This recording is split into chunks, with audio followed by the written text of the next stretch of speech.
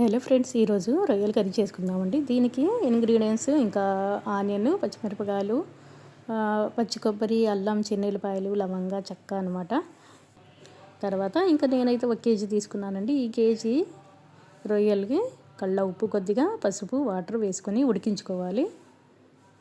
చూడండి, ఇవైతే ఉడికిపోయినాయి. ఇంకా మనం ముందుగా స్టవ్ ఆన్ చేసుకొని కడాయి పెట్టుకుందాం. ఇందులో కొద్దిగా ఆయిల్ వేసుకొని ఇప్పుడు కట్ చేసి పెట్టుకున్న ఆనియన్ ముక్కల్ని వేసుకుందాం.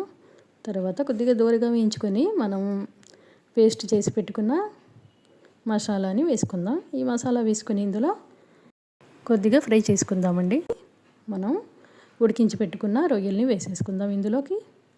ఆల్రెడీ మనం ఉడికేటప్పుడు వేసుకున్నాం కదండి ఉప్పు, అందుకనే అవసరమైతేనే వేసుకోవాలి, లేకపోతే సరిపోయిద్ది.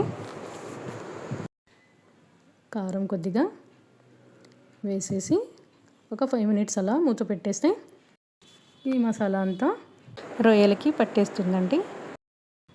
ఇందులోకి వాటర్ వేసుకుందామండి. మనం జార్లోనే కొద్దిగా వాటర్ వేసుకొని మసాలా చేసి పెట్టుకున్నాం కదా, ఇందులోనే వాటర్ వేసుకొని ఈ కూరలోకి వేసేసుకుందాం.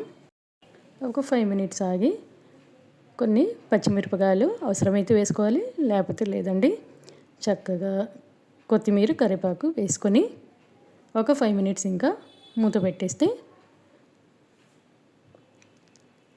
సిమ్లో పెట్టేసి ఇంకా 5 మినిట్స్ అలా మూత పెట్టేస్తే సరిపోయిద్దండి. చక్కగా మనకు కావాల్సిన రొయ్యల కర్రీ రెడీ అవుతుంది. ఈ రొయ్యలు, చేపలు తొందరగానే ఉడికిపోతాయండి, అంత టైం ఏం పట్టదు.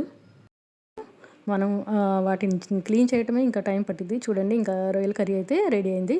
ఒక బౌల్లో సర్వ్ చేసుకుంటే టేస్టీ రొయ్యల కర్రీ రెడీ అండి. మీరు ట్రై చేయండి. ఓకేనా ఫ్రెండ్స్, బాయ్.